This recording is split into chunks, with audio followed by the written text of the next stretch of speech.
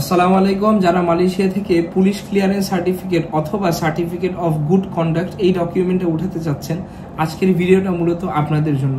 In details আমি আপনাদেরকে আজকের ভিডিওতে বলবো আপনারা কিভাবে এই সার্টিফিকেটের জন্য অ্যাপ্লাই করতে পারেন, অ্যান্ড অ্যাপ্লাই করতে হলে আপনাদের কি কি ডকুমেন্টস রেডি থাকা লাগবে।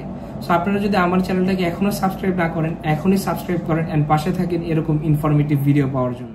প্রথমত এই সার্টিফিকেটটি নেওয়ার জন্য আপনাকে অনলাইনে অ্যাপ্লাই করতে হবে, যেটা হচ্ছে ফরেন মিনিস্ট্রির একটা ওয়েবসাইট ই কনসিউলার। এটার লিঙ্ক আমি ডিসক্রিপশনে দিয়ে দিব।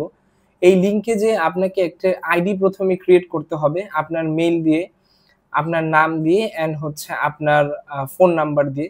আপনি যখন এই আইডিটা ক্রিয়েট করবেন তারপরেই আপনি এখানে পুলিশ ক্লিয়ারেন্স অথবা সার্টিফিকেট অফ গুড কন্ডাক্টের জন্য কিন্তু আপনি অ্যাপ্লাই করতে পারবেন। আইডি সাকসেসফুলি ক্রিয়েট করার পর টোটাল 9টা স্টেপ ফলো করে কিন্তু আপনাকে এই সার্টিফিকেটের জন্য অ্যাপ্লাই করতে হবে।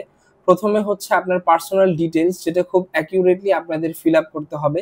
দ্বিতীয়ত হচ্ছে মালয়েশিয়ার ওয়ার্ক এক্সপিরিয়েন্স এবং নন ওয়ার্ক এক্সপিরিয়েন্স যারা প্রফেশনাল ভিসায় আছেন।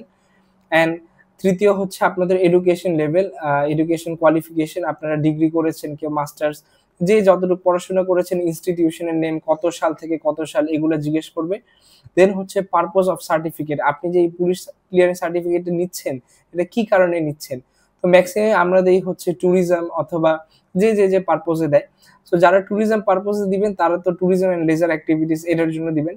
এখন হচ্ছে নেক্সট আপনাকে জিজ্ঞেস করে যে কান্ট্রি অফ অ্যাপ্লিকেশন, আপনি যে পারপোজেই নেন না কেন কোন দেশের জন্য নিচ্ছেন এটা জিজ্ঞেস করে। সো আপনারা আপনাদের নির্ধারিত কান্ট্রি দিয়ে দিবেন, কেউ ফিনল্যান্ড দিবেন, কেউ রোমানিয়া দিবেন, কেউ যার যার দেশেরটা শেষে দিয়ে দিবেন যে যে দেশের জন্য অ্যাপ্লাই করছেন। তারপরে হচ্ছে আপনাদের সাপোর্টিং ডকুমেন্ট আপলোড করতে হবে। সেখানে অবশ্যই আপনাদের মালয়েশিয়ার ভ্যালিড ভিসা থাকতে হবে।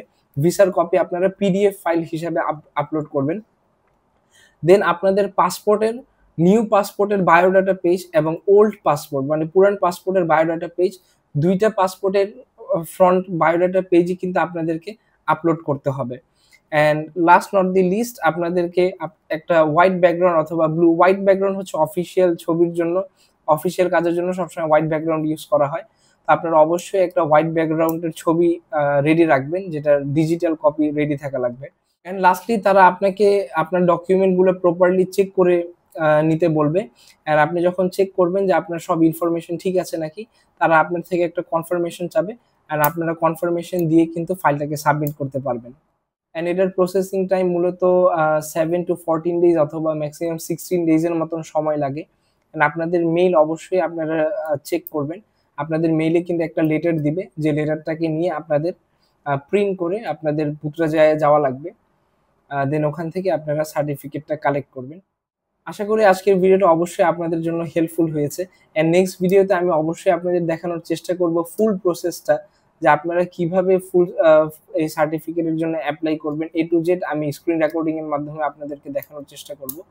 সো ভিডিওটা শুরু থেকে শেষ পর্যন্ত দেখার জন্য অবশ্যই আপনাদের ধন্যবাদ। অ্যান্ড আপনারা যদি এখনো চ্যানেলটাকে সাবস্ক্রাইব না করে থাকেন এখনই সাবস্ক্রাইব করেন অ্যান্ড পাশে থাকেন। আসসালামু আলাইকুম ওয়া রাহমাতুল্লাহি ওয়া বারাকাতুহু।